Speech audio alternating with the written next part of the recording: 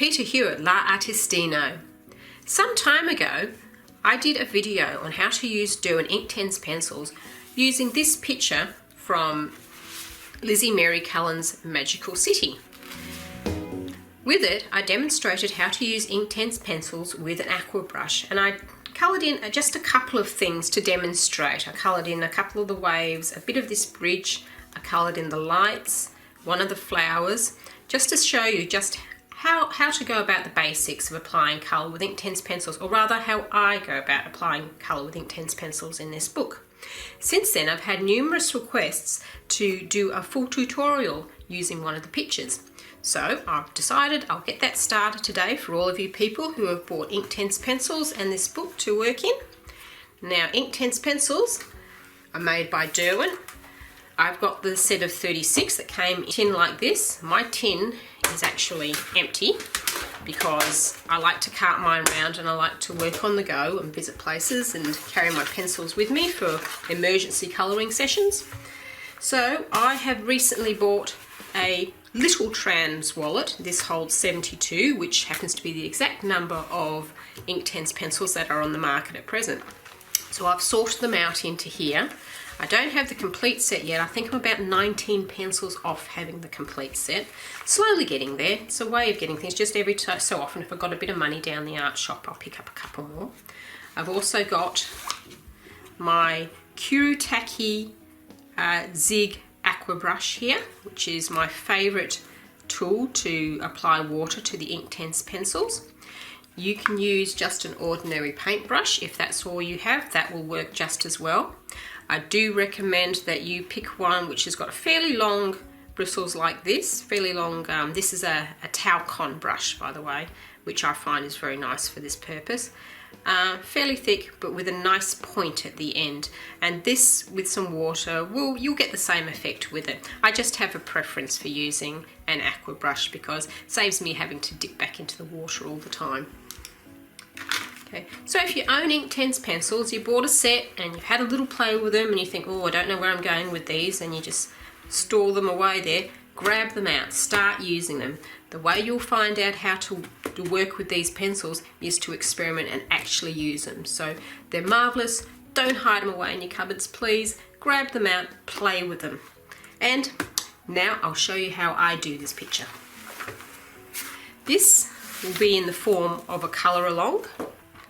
So some parts of it will be sped up, some parts will be slow. I'll explain each pencil that I use and why I use it and my choices of colour. Hopefully you'll be able to follow along. If you've got any questions about what I'm doing, you're a bit unsure or concerned about something, leave me a note down in the comments section and I'll get back to you about it. Okay, let's begin. First off, when I want to colour one of Lizzie's works, I try and find reference pictures for the particular things that she has drawn. Now, the Eiffel Tower was easy, and looking around at different parts of Paris and coming up with those colours. This particular building, she's just labelled as Paris. So I thought, well, it's a lovely piece of architecture in Paris, but what is it? So I can find what the colours are. And after some research, I discovered a very similar looking structure in photographs on the internet called, now first of all, I apologise to anybody from France or Canada. I'm probably going to butcher the pronunciation of this, but it, I believe, is the Hotel des Invalides, which translates to the Residence of Invalids, or more correctly, the National Residence of Invalids.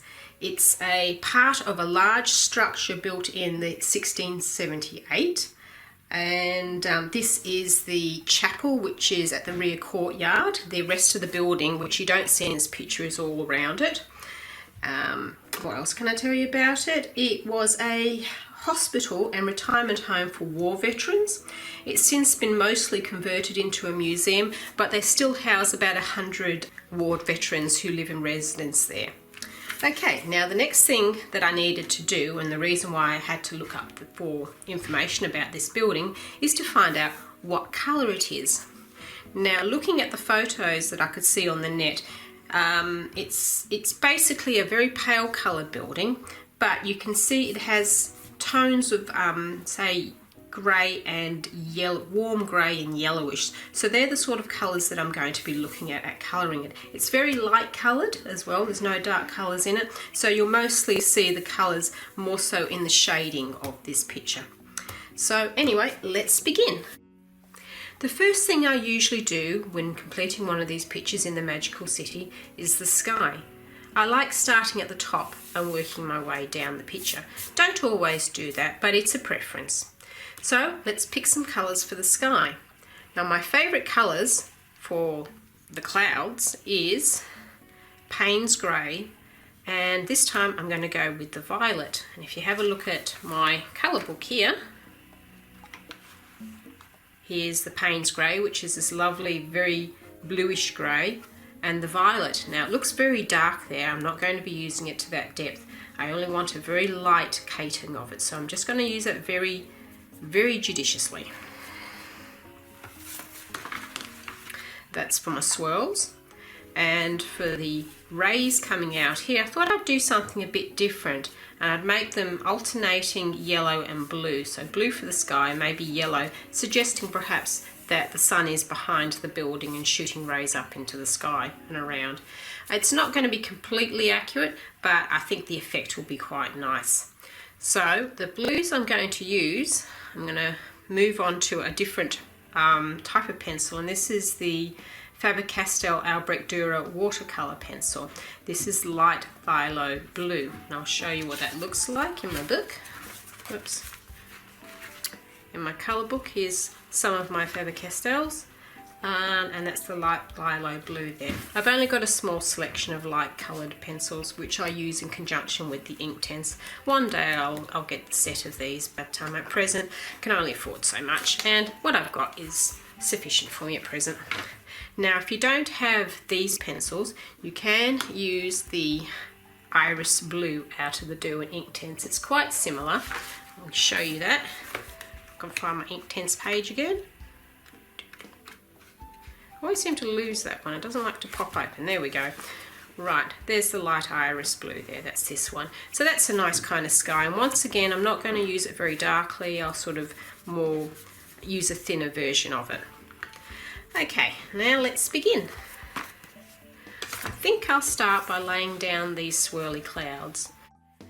Now my preferred method of applying colour lightly using the Inktense is actually to pick the colour straight off the pencil itself. So make sure you've got a nice bit of pencil showing, bit of core showing, and then using your water either in your brush or in your aqua brush like this one, making sure your aqua brush has got water in the barrel, just pick it up as so and paint it straight on.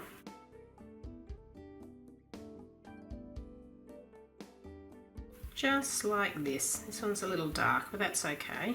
If you find it's a bit too dark, just grab a tissue or any other blotting device and just tap it off a little bit.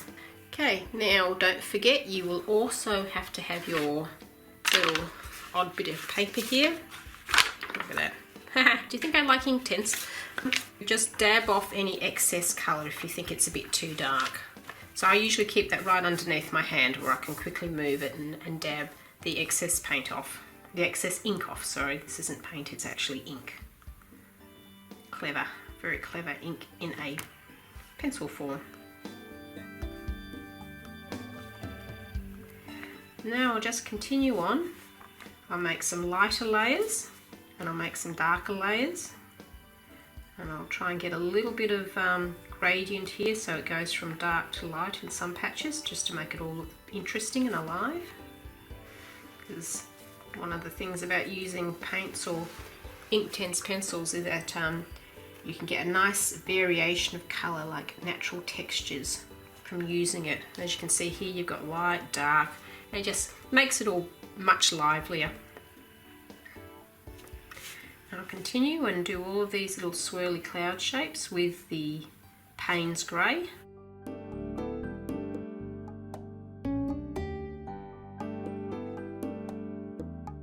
Leaving a gap of 1 or 2 in between. Now if I want to go back in and have a darker application, I can. Once this is dried a little bit, I can get a really dark application and put that in like that.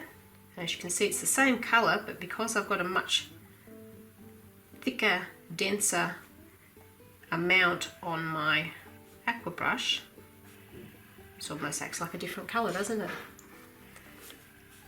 I'll put a bit more in the centre here.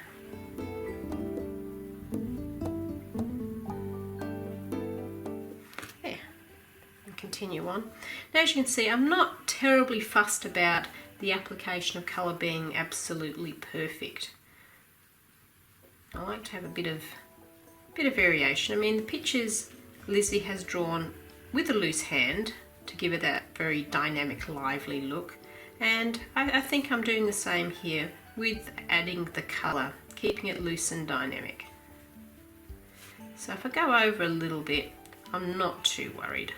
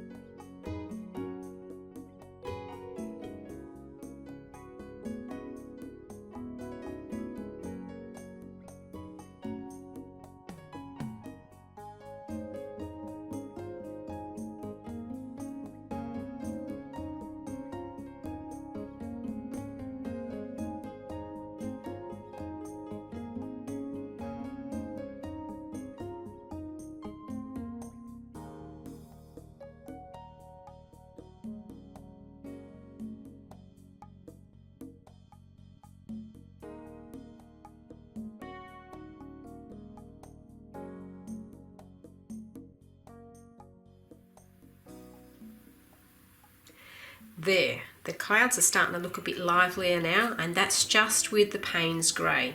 As you can see, I've done little variations of colour where I've used it lighter and darker so I can give a bit more texture and feel to it. Now I'm going to start on the violet.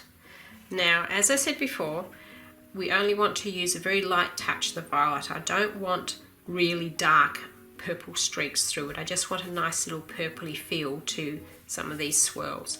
So we'll get started on that. Just before we start on the violet, I've just realised I've missed a little bit right at the top here. So I'll just grab my Payne's grey again and fill that in. It's always the way, isn't it? You think you're done and then you look at it again and think, oops, missed a bit. I think I've told you the story about one of the very first pictures I completed, great big double spread in Enchanted Forest, and I showed it to my father-in-law and he just looked at it and said, you missed a bit. And sure enough, I'd missed a bit.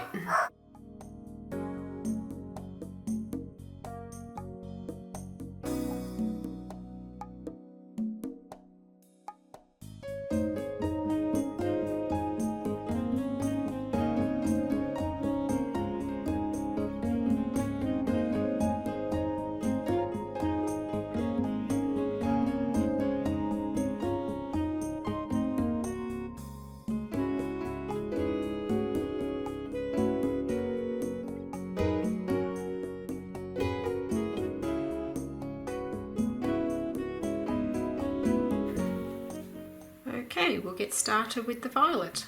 Keeping in mind we just want a very light application of the violet. We don't want a really dark purple here. So you just want to pick up, I'm going to demonstrate on here, just pick up a tiny little, see even that's too bright, just pick up a tiny little bit of it. Okay.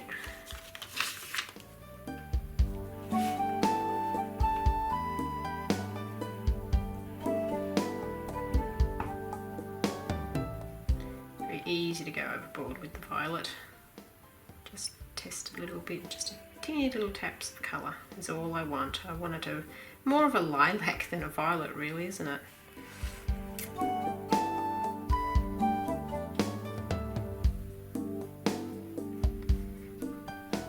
Now this stuff, the Inktense, dries really fast, so if you've put a bit too much on, just splosh some water on it quickly and grab a tissue and blot it off, and hopefully you'll get most of the excess off.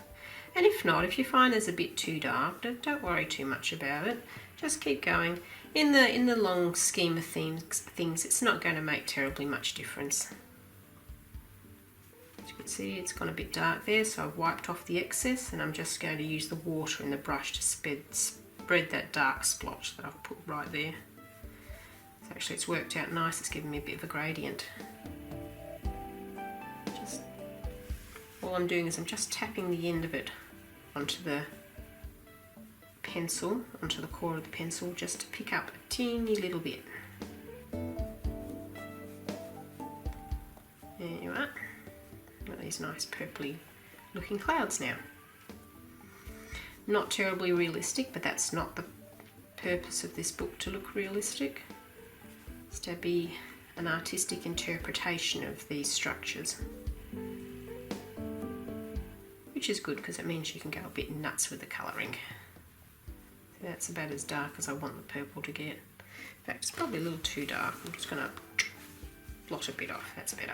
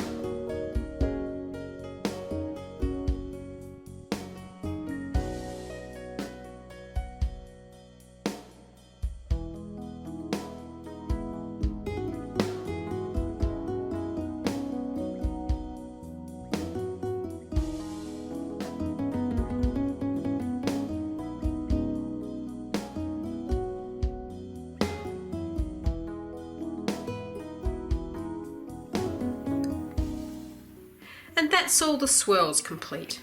It's amazing how much variation you can get just using two pencils, the violet and the Payne's grey.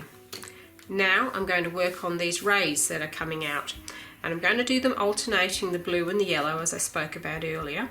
I'm going to make the colour lighter here closer to the building and darker as you go further away.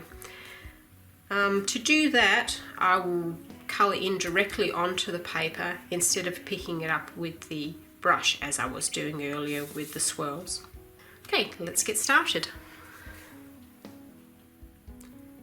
Now, if you recall, the colours I've chosen are the sun yellow in the Durer Inktense and the light phthalo blue in the Albrecht Durers. If you don't have any of the Albrecht Durers, or you don't have any other watercolour pencils that would match this colour, you can use the Durer Inktense Iris Blue, but it's a very dense colour, so use it quite lightly. And here we go. I'm going to apply the pencil directly to the paper, making it fairly dark at the top and then lightening down as I get closer to this part down here to give it a bit of a colour gradient. And I'll do that with all of them. Now, with the watercolour pencils, the colour isn't quite as dark or intense as the Inktense pencils, so you'll need more colour from the pencils, these watercolour pencils, than you need from the Inktense pencils. So you have to go a little bit dark with them to get the same effect, because they do dilute a bit more. And I'm thinking we might do alternating blue and yellow stripes.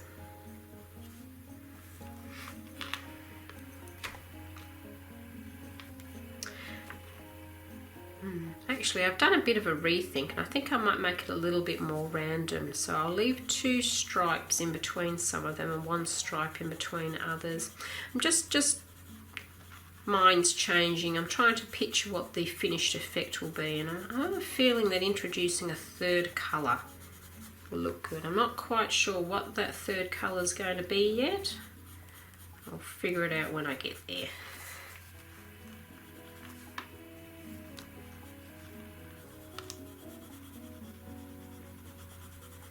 If you're applying the iris blue at the moment, make sure that the application is a bit lighter than this. Remember, when you apply the colour to the Inktense, the colour really starts to pop out. In this case, with this, the Albrecht Durers, the colours will actually look slightly lighter when you apply the water.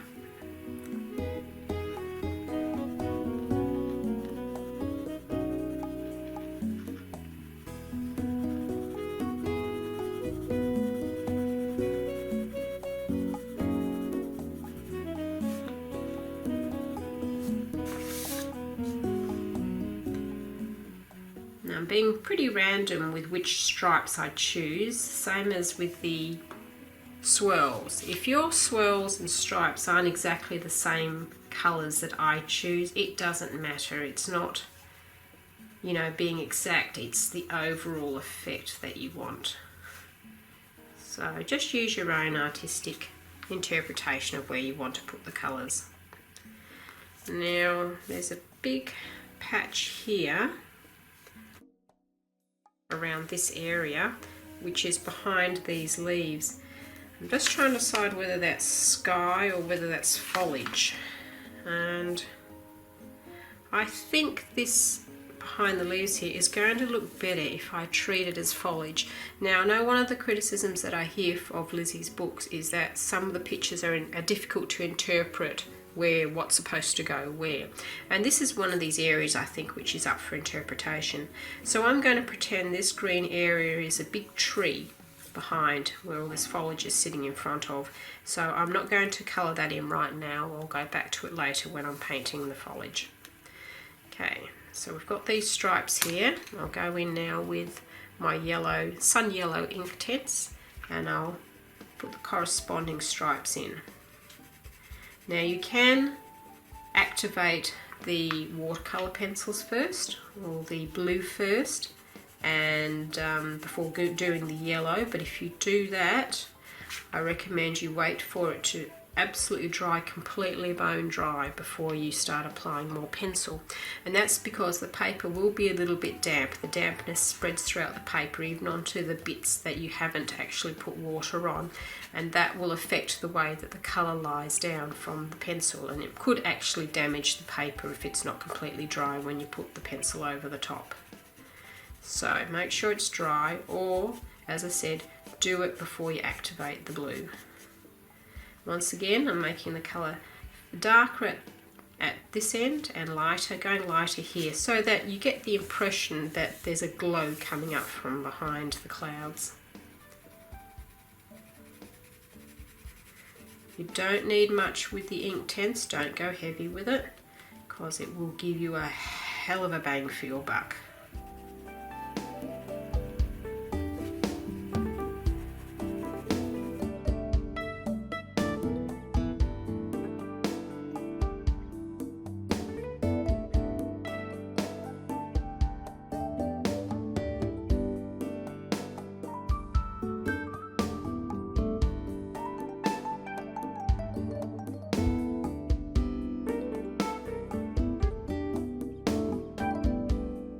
I think these rays I'm going to make a light sort of goldy colour. Let's see what we've got here.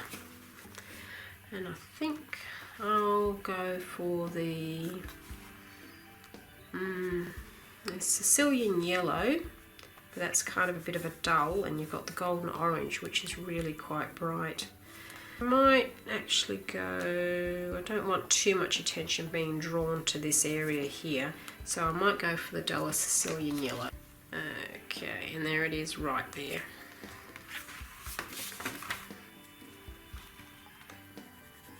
I don't know about you, but I'll start a piece and I'll have some ideas, and then I'll just chop and change halfway through.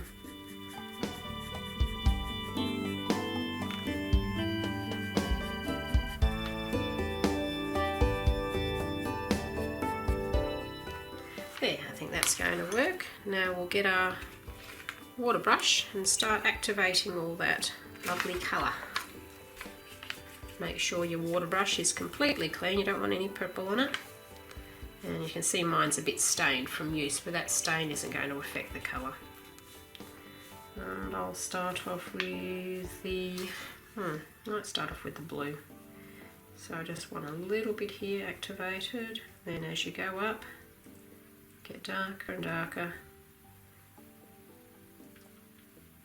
And you've got, as you can see, a nice gradiated effect. So it sort of starts white here and then gradually gets into a darker, sort of like cyan-y kind of a blue. Same here, start from the lightest part and then just work your way up to the darkest bit.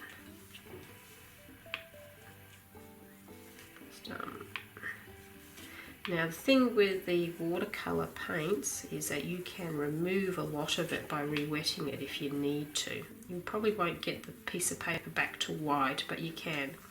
The Inktense, nope. Once they are dry, they are sealed and you can't shift them again. And this can make them a joy to work with or a pain, depending on what your style is. I love them personally because I like to layer things over the top of other things and make sure that what's underneath doesn't move.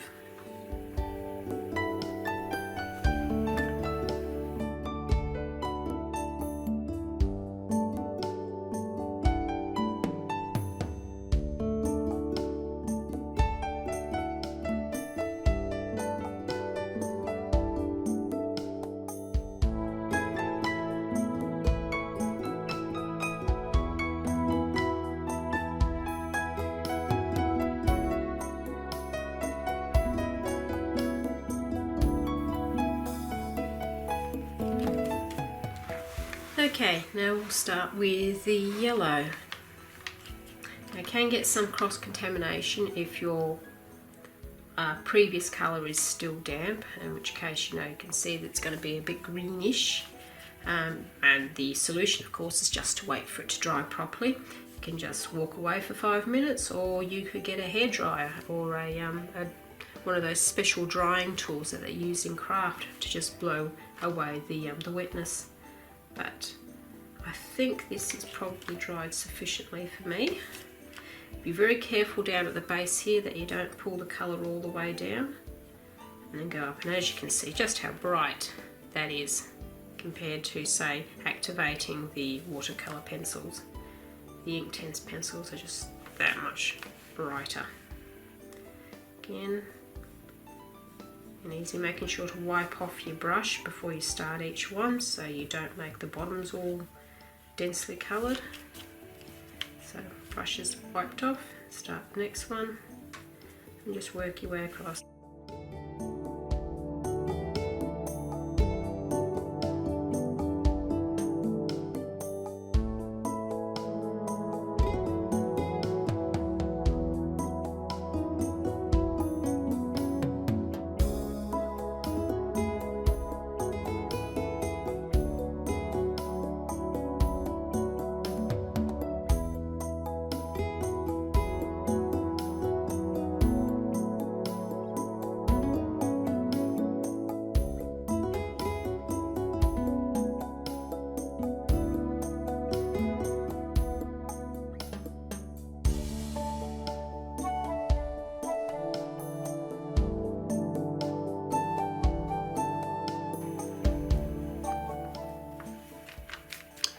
Okay, I think you can see the effect that I'm getting here.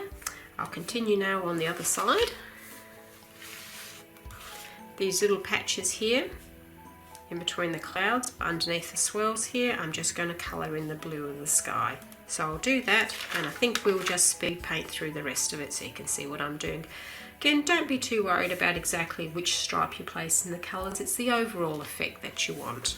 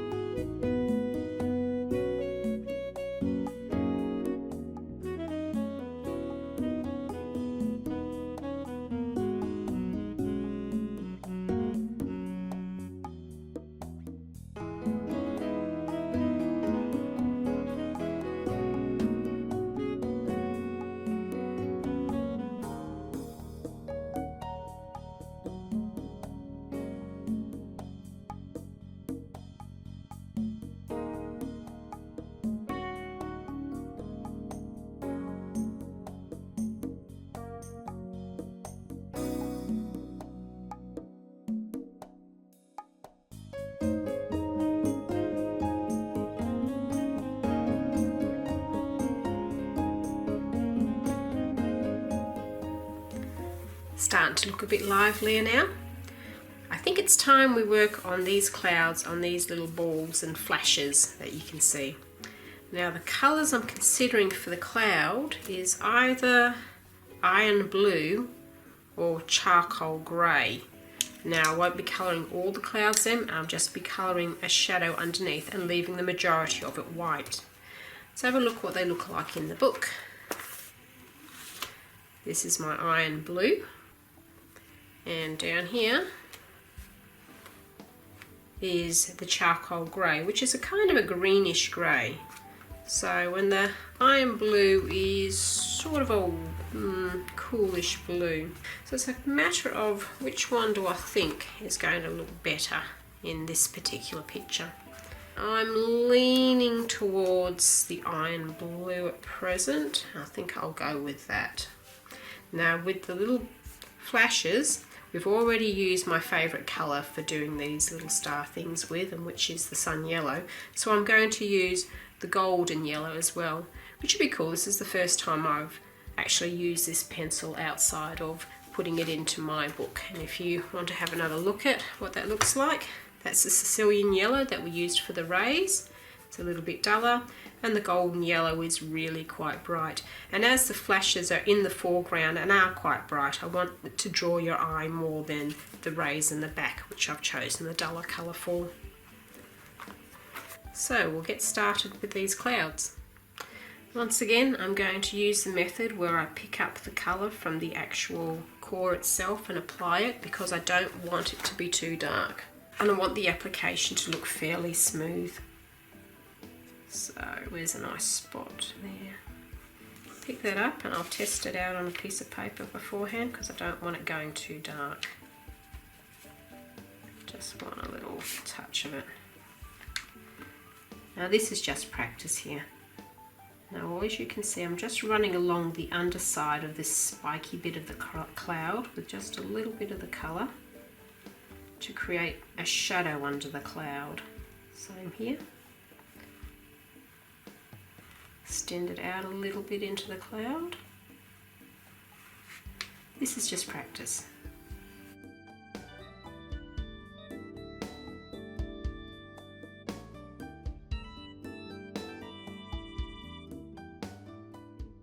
Now if you're feeling a bit uncertain about doing this, you can imitate the same effect with a pencil, just a light application of a pencil, and just follow along with where I'm popping this.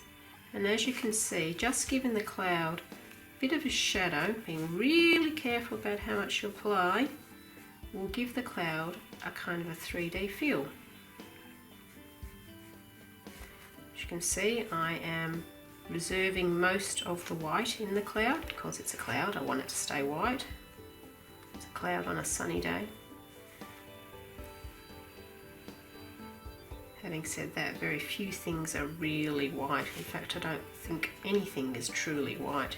There's always some kind of colour in it, and that's the colour you use to colour it with, just very lightly and in the shadows.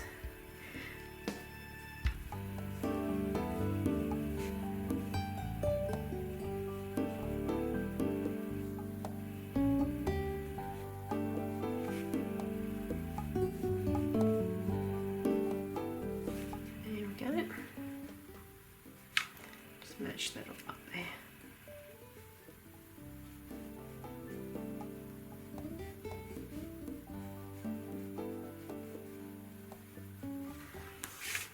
There, and that's given that cloud a little bit of dimension, a little bit of shadow, and we'll do the same with the cloud right over here. Now you can choose whatever colour you like for your clouds. I think the blue works well with the palette I'm working with at present and what I've got in mind for this drawing. A lot of the time I'll actually use this purple here for the shadows of the clouds, or you can use grey. Depends on what the rest of your colour scheme is. The trick is just to apply it lightly and to apply it as a little bit of a shadow underneath the body of the cloud. And a little bit under all these spiky bits. There's a little bit of contamination from the yellow pencil there. It's not much and I'm not worried about it. In the bigger scheme of things, it's not going to make any difference. There we go. Clouds, that was easy.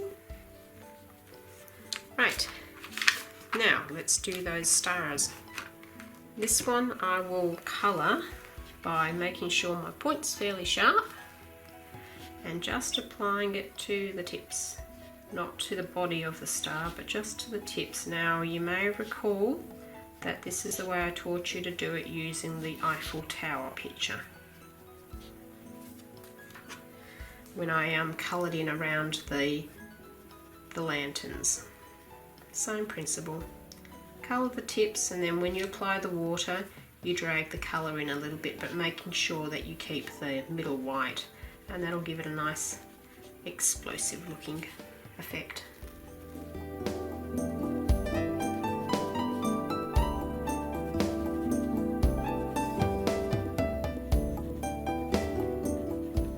Now you notice there's might be a bit of curl on your paper. If I just pull that down, I'll show you what I mean. That's curling up. That's because what's happened is I've applied water to this paper, and it is not watercolour paper. The colour has stretched, it has shrunk in an odd way, and it's sort of shrunk a little bit on the surface, so it's pulling it in. The way to fix it simply is to just stretch it over backwards by gently bending it over, making it lie flat again.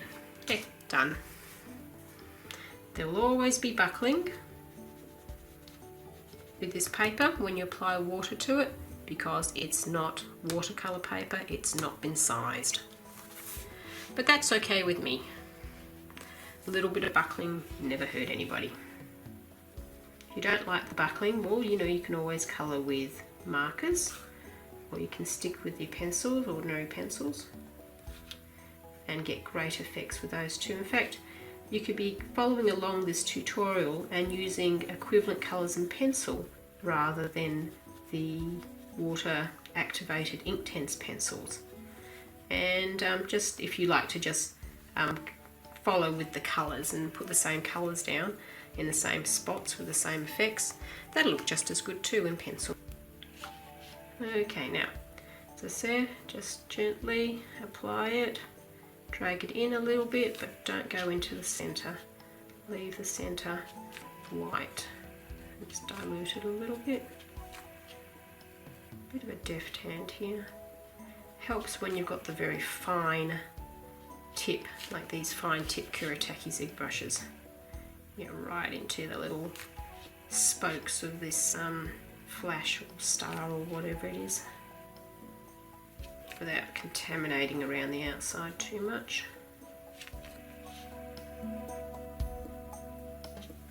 And as you can see, as I have a load of ink on the tip when I finish each spoke, I wipe it off again before starting the next one. That's what I'm doing when I flick my brush back. Okay, start at the base, activate a little bit, drive it up to the tip, wipe off the excess, rinse and repeat. Literally rinse and repeat.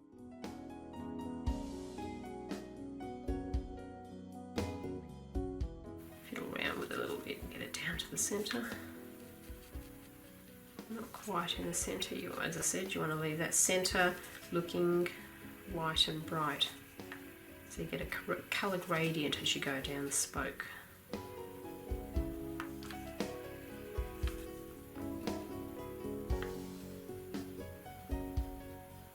There. And the last one.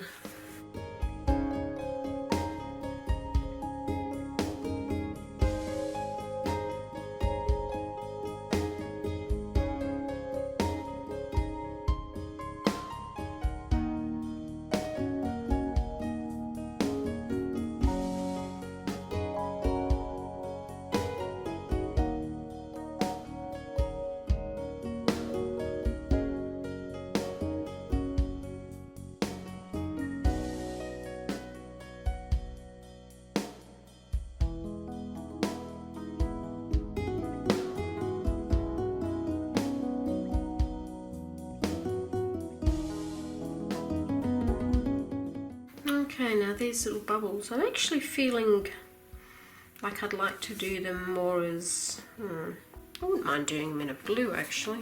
I might pick the, here we go, completely off the bat. I'll go the sea blue I think.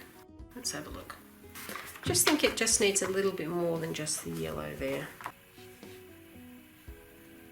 I'm going to do it like this. I'll put a little half moon at the base of each of these bubbles. I'm going to think of them as bubbles now. Let's see what happens if I just activate that. Actually, I just realised I did that off camera. Ah, I'm naughty. There you go, that's what I've just done. I'll demonstrate again on these little ones. I'm just... yeah. Just activating it, making sure I leave the white border below. And just bringing the colour up a little bit, fading it out as it goes up to the top. But again, making sure there's a fairly good border of white all the way around, and you get this bubble effect. It's clever and easy. Just takes a bit of practice. If you're feeling not confident, draw a couple of circles on a piece of paper first separate and practice a bit until you kind of get the feel of what I'm doing before you actually apply it to your book. Looks quite effective, doesn't it? Yeah. I'm not going to worry about doing anything with those little ones, they're too small. I think I can just about squeeze the effect into these ones. Make sure that in between you wash your brush off. Yeah. Wash your brush off. Brush your brush off on your piece of paper. Yeah. I'll just try putting a teeny little dot in some of these really tiny ones. Just colour I've got left on the brush. Yeah, okay, no, I like that.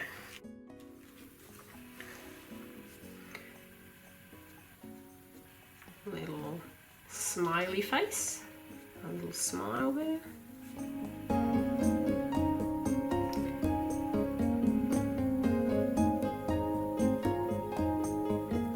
And just there, just peeking out.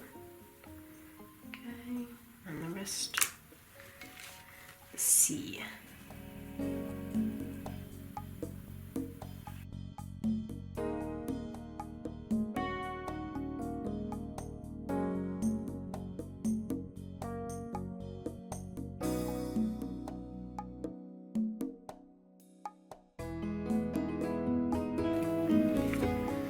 For these little tiny ones, I'm just going to pick up a dab of colour from the tip of my sea blue pencil. Geez, isn't that a lovely colour? I really like this one. So just dab a little dot of sea blue right in the centre.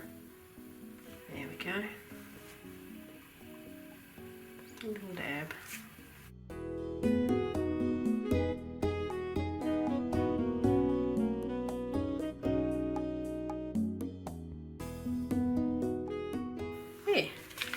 Okay, that looks lively. Right, okay, coming along. Let's now look at colouring the plants on the side. Right, we're going to work on the plants here.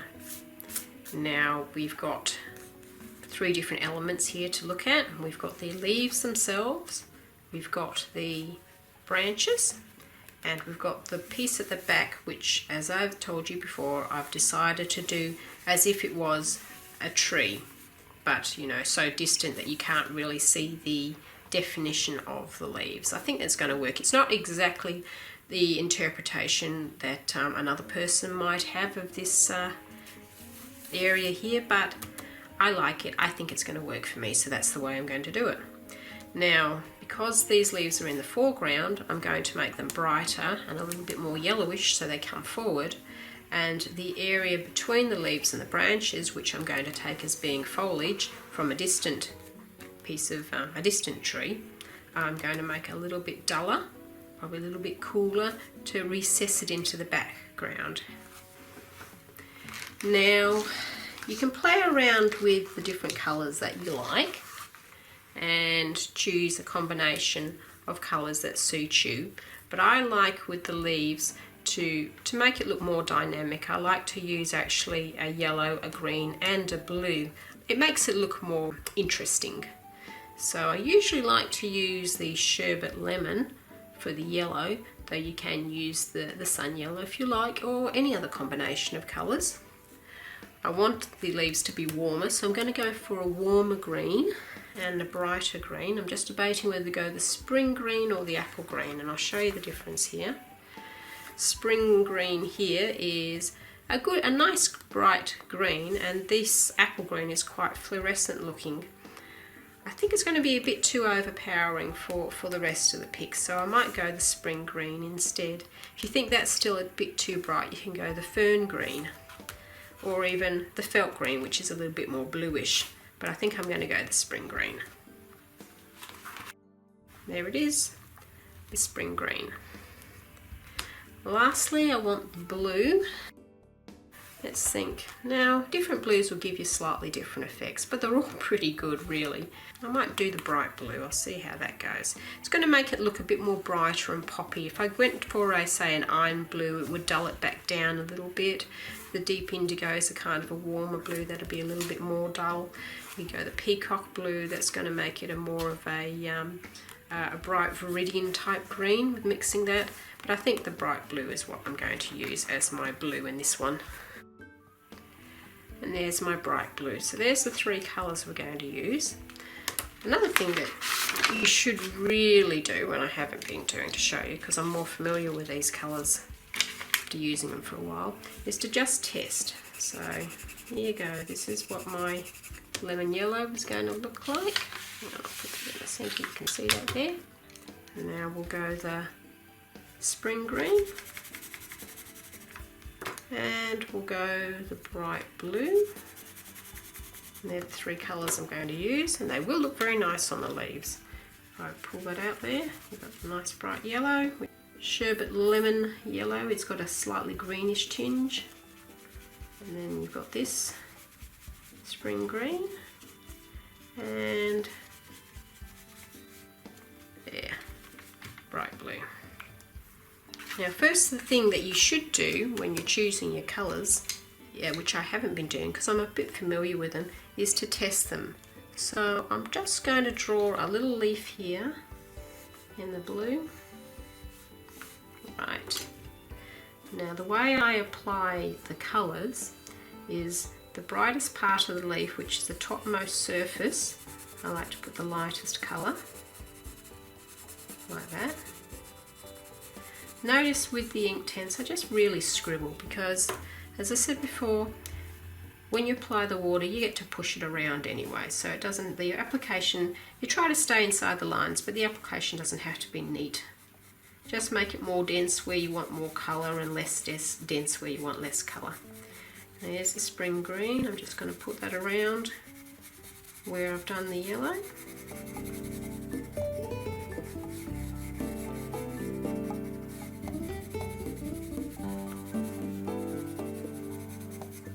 And then I take my bright blue and I'm just going to put where the vein is down the centre of the leaf, and maybe a little bit around the outside of the leaf where there's a bit of shadow.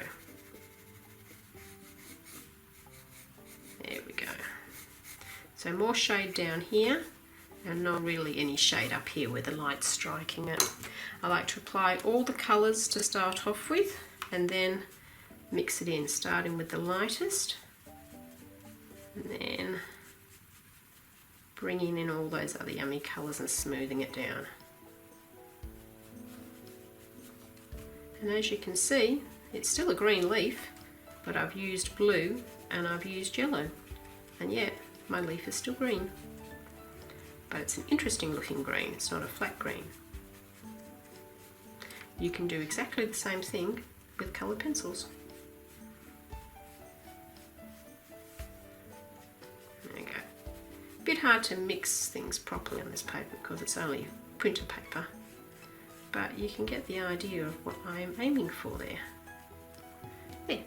And that's the sort of thing I'm going to do with the leaves in the book.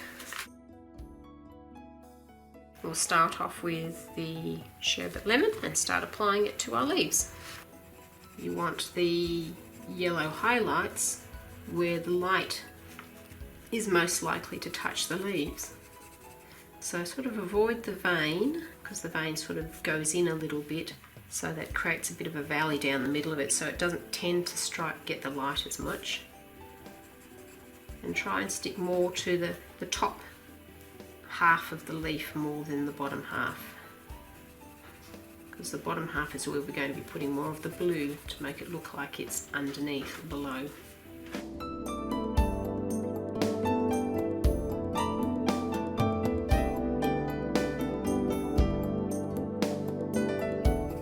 That leaf's going to have a bit of a shadow on it from this leaf above. It's going to cast a shadow, so we don't want too much yellow directly underneath there.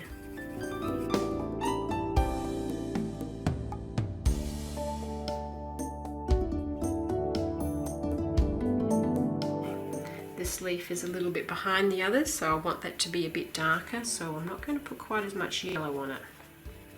The ones in front I want to have the most yellow to make them come forward, and the ones at the back I want to have the least yellow so that they recess back.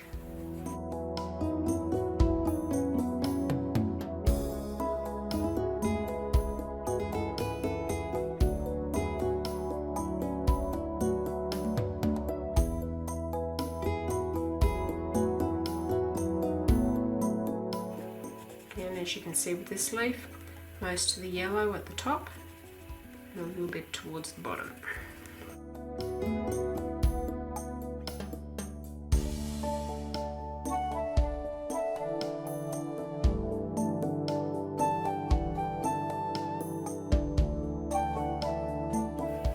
Again, you've got another one that's going to cast a shadow here.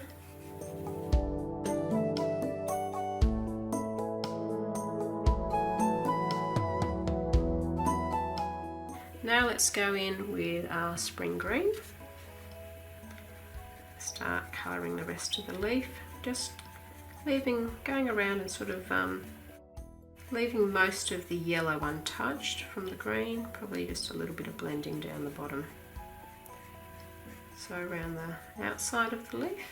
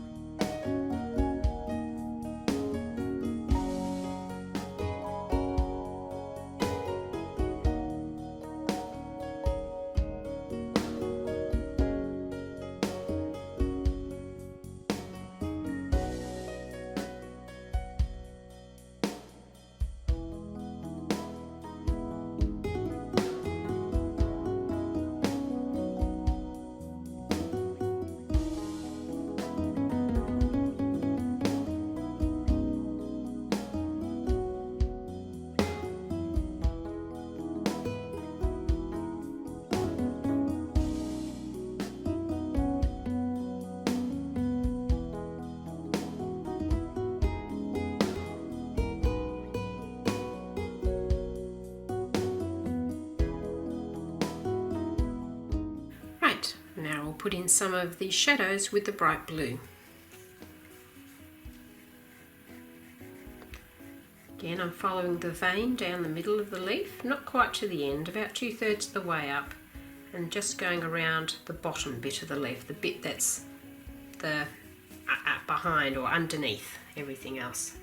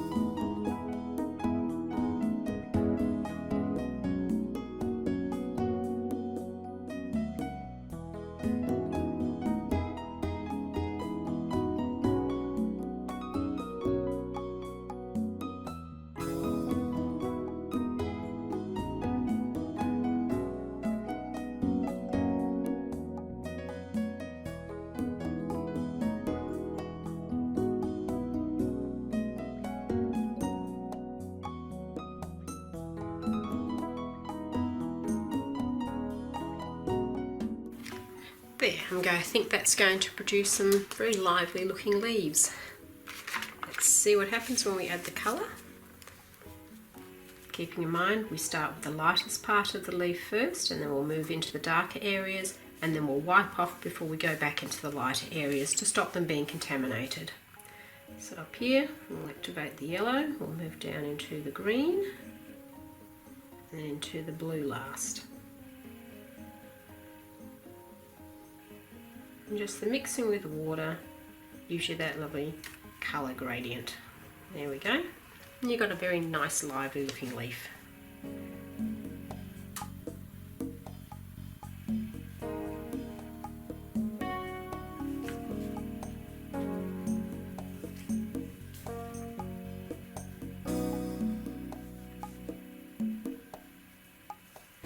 One thing you'll notice is that even though this isn't watercolour paper, it certainly looks a whole lot better than it does doing the same thing with the printer paper.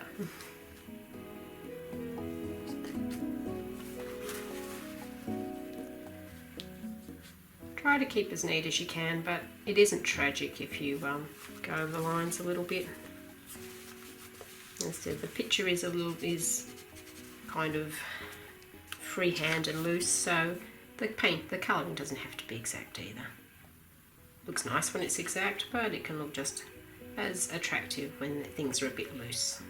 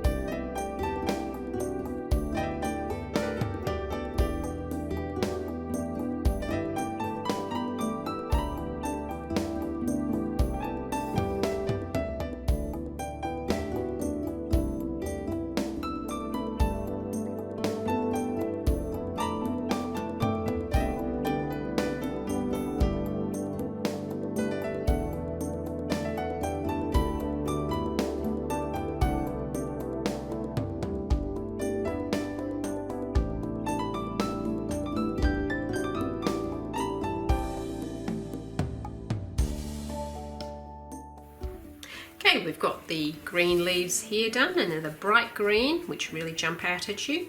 Now we've got to colour in the branches behind them and then the foliage behind that. I think I'll start off with the branches, and I want them to be fairly bright so they come out with the leaves. So I'm going to go for a saddle brown, and a combination of saddle brown and baked earth, which is really reddish. I'll show you them right here in my book.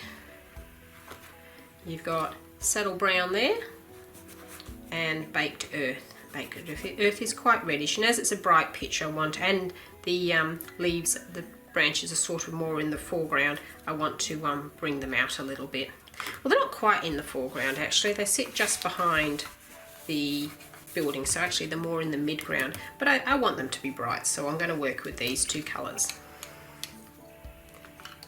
Now I'll just apply them. They're sort of fairly similar. The saddle brown's a bit darker than the baked earth, so I'm going to put the saddle brown sort of in some areas, sort of the darker areas, and the baked earth I'm going to apply very lightly in sort of the areas where you think that the light would more likely hit the branches. This will give it a little bit of colour variation, make it a bit livelier than having it just one flat colour all the same. Be a reddish sort of a tree. If you want it more tan looking, you can go for the tan colour, or perhaps yellowish, make it more mustard coloured. Sorry about that, that's my little dog walking out. He's just pushed the doors open. Obviously I'm boring him. The dog's not quite into colouring, they don't have hands.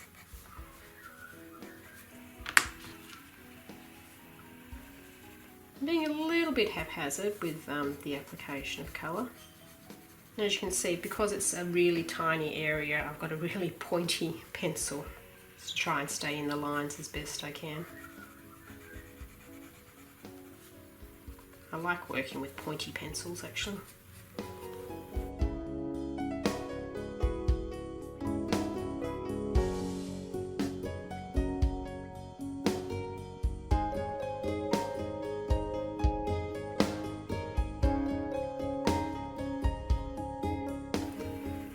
I'm putting the saddle brown more sort of where the branches go behind the leaves, and putting the baked earth more sort of in the middle bits.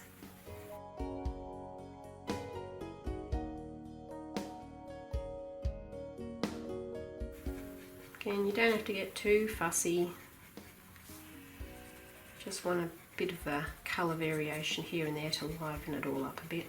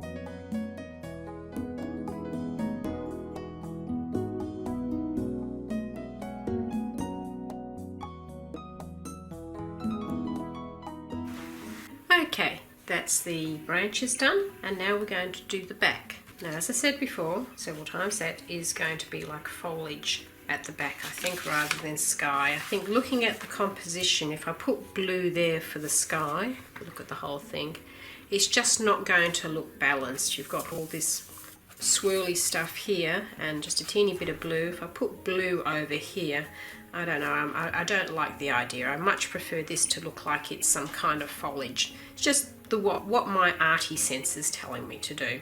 So, but I want a colour that's a bit duller and a bit cooler than this nice yellowish foliage and plant in the front, so that it recesses it back to make it look behind. And the colour I've chosen is Ionian green, and I'll show you what that one looks like in the book. It's that one right there. It's not the bluest green you can get. You get iron green, which is quite bluish. This one is more neutral. It's not very yellowish either, but it's dull, and I like that. It's a dull green, and therefore it's going to recess in the back fairly easily. If I was going even further back, I would probably go for the bluish, more bluish tinted iron green, but iron green I think is going to work. So I'm going to apply this here, and I'll probably add another colour down here to darken it off, and I'll probably colour fairly lightly up here just to make it look a bit lighter. I don't want to draw people's attention to it too much, so I'm not going to make it too bright. I want to keep it fairly dull and recessed in the back, so that this plant and this building pop out in front of it.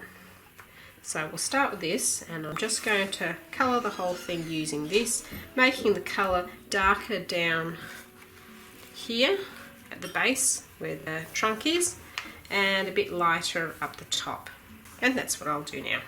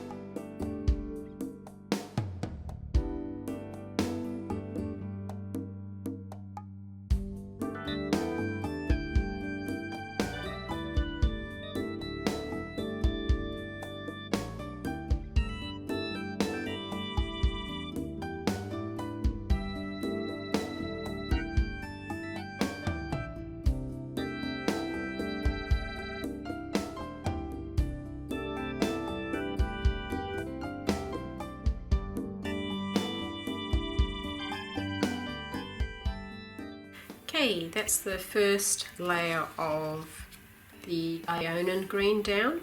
Now I want something a bit darker down here and a bit of a contrast colour, so I'm going to put a dull red over the top and just blend it out gradually into the green, so that when I activate it, this will look more blackish. When you mix two opposing colours on the colour wheel, such as green on one side and red on the other, you mix them together and they kind of cancel out each other's brightness and make themselves look darker. So that's the effect I'm after with this. But I don't want a bright red because I don't want to warm it up. I want sort of a dull, coolish red. So I'm going for the Shiraz, which is this one, and it looks like that.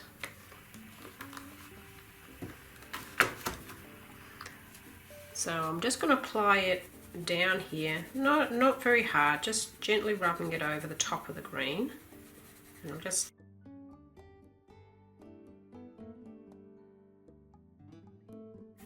tint it a little bit, and you'll see when I activate it, it'll look duller and it'll look blacker than the rest. And that'll give this a little bit of depth, so it's getting lighter towards the top a little bit and it's darker a little bit towards the bottom.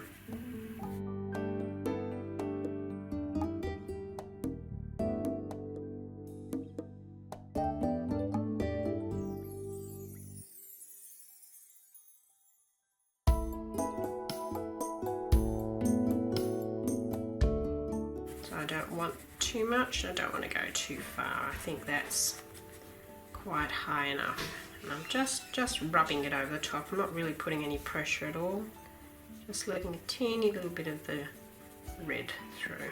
A bit more down there. Right, okay, now I know it's a bit hard to appreciate through a camera, but I can already see that's going to give me the effect I want. So I'll take my water now, and starting at the top I'll activate this and I'll work my way down until I reach that dark reddish bottom.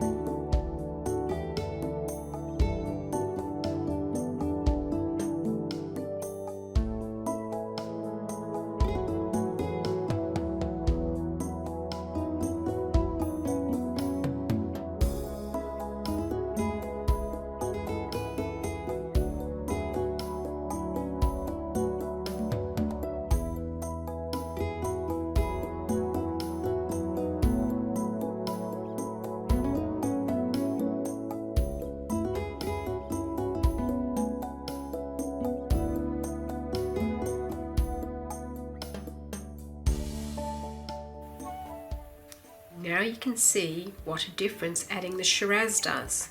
You've got the lighter sections up here, and it goes down to a nice muted dark reddish green down here. Sort of makes it a nice dull background colour, so everything else in front of it will pop out. I think that's enough for today. We've finished our background, and in the next instalment we will be looking at colouring the building itself.